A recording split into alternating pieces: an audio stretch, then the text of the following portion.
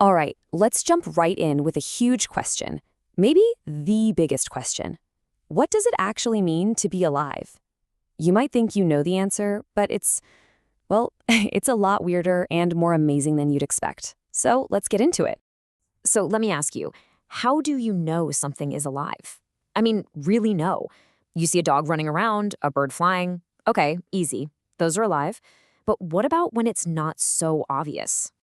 We usually have these simple mental checklists, right? Does it move? Well, what about a sleeping dog? It's not moving, but it's definitely alive. Okay, what about growth? A tree in the middle of winter isn't exactly shooting up, but it's not dead. And breathing? Oh, that one gets really messy.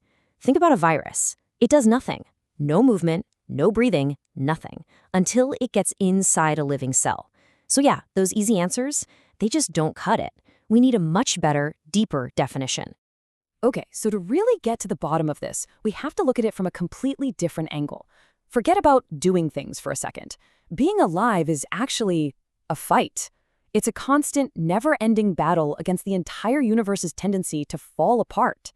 And this right here, this is the heart of the whole thing. See, the universe, by its very nature, loves chaos. It wants to break things down, to make things messy and disordered. But life is the ultimate rebel. It's the complete opposite. It creates these incredibly complex, highly organized structures, things like a single cell, a towering tree, or, well, you. And that really puts into perspective what's at stake here. Keeping all that organization going takes a ton of work. It needs constant maintenance, constant repair, because the second that internal order starts to break down for good, that's it. The organism is no longer alive. So being alive isn't a state of being, it's a full-time job, a constant, active process of just holding it all together.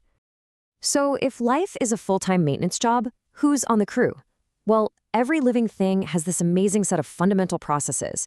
You can literally think of it like an internal maintenance crew, working around the clock, 24/7, just to keep the whole operation running. And this crew has 4 essential jobs that have to work together in perfect harmony. It's kind of like a super efficient factory. First, you've got nutrition. That's your receiving department, bringing in all the raw materials. Then there's respiration, which is the factory's power plant, converting those materials into usable energy. Next up, transportation. That's the internal logistics, the conveyor belts and forklifts, moving everything where it needs to go. And finally, you have excretion. That's the waste management team, getting rid of all the garbage.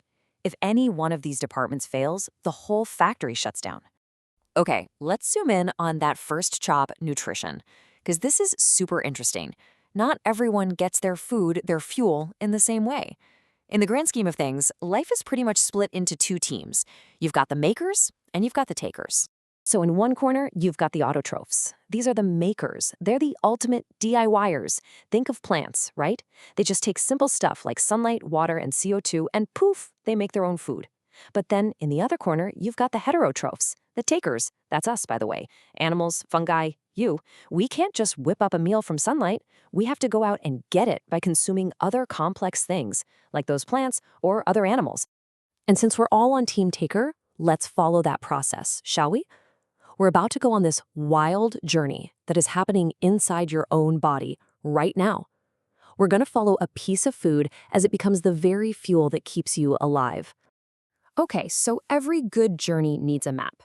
Ours is called the alimentary canal. And really, it's just one long, winding tube that starts at your mouth and goes all the way through your body. Food goes in one end, and by the time it comes out the other, it's been on one heck of a transformative adventure. Now, the real heroes of this adventure, the tools that do all the hard work, are called enzymes. The best way to picture them? Think of them like millions of tiny, super specific scissors, molecular scissors. Their one and only job is to find big, complicated food molecules and just snip, snip, snip them into tiny, simple pieces that your body can actually absorb. All right, first stop on our tour, the mouth. As soon as food comes in, the work begins. You've got 2 things happening at once. First, the mechanical part. Your teeth start crushing and grinding. But at the exact same time, the chemical work starts. Your saliva not only makes everything easier to swallow, but it contains one of those enzyme scissors we just talked about, salivary amylase. And it gets to work right away, snipping up complex starches. Okay, down the hatch it goes, through the esophagus, and into our second stop, the stomach. Now this place is like a cement mixer. The muscular walls are just churning everything around, mixing it with some seriously potent digestive juices. We're talking hydrochloric acid, super strong stuff. It creates this intensely acidic environment that's perfect for a different enzyme, called pepsin, to jump in and start attacking proteins. And you might be wondering, why doesn't the stomach just digest itself? Well, it's got this thick protective layer of mucus. Pretty clever, huh? So, after its acid bath in the stomach, the food, now more of a paste, moves in little bits into the small intestine. And let me tell you, this is the main event. This is where the real magic happens.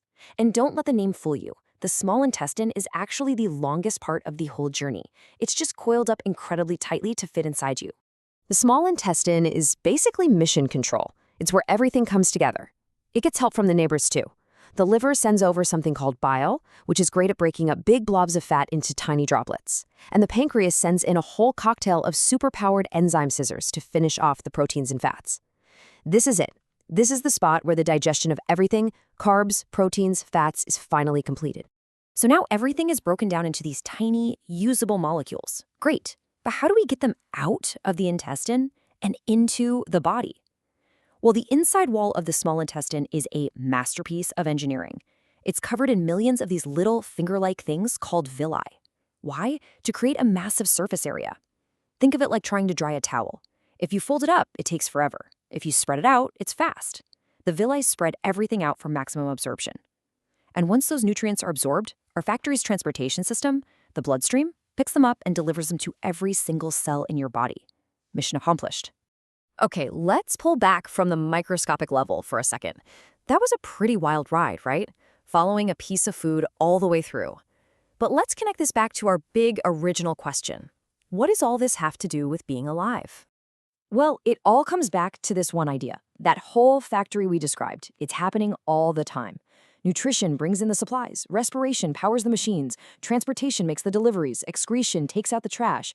Every single one of these processes is a member of that maintenance crew, working tirelessly every single second of your life to fight against chaos and to maintain the incredible, organized, and complex structure that is, well, you. And that right there is the answer. Being alive isn't about having just one characteristic, like moving or breathing. It's the sum total of all these jobs, all these processes working together as one team to perform that constant maintenance. It's the building, the repairing, the constant fight to maintain order against the universe's push for chaos. That is the true spark of life. That's what separates a rock from a rose and a star from a starfish. You know, the most mind-blowing part of all this is that this whole epic, intricate, energetic battle, it's happening inside you right now, as you're listening to this. You don't have to think about it, you don't have to manage it, it just happens. So I'll leave you with this one thought. Now that you know about the incredible journey your food is about to go on and the vital maintenance job it's going to do, what are you going to fuel that amazing machine with next?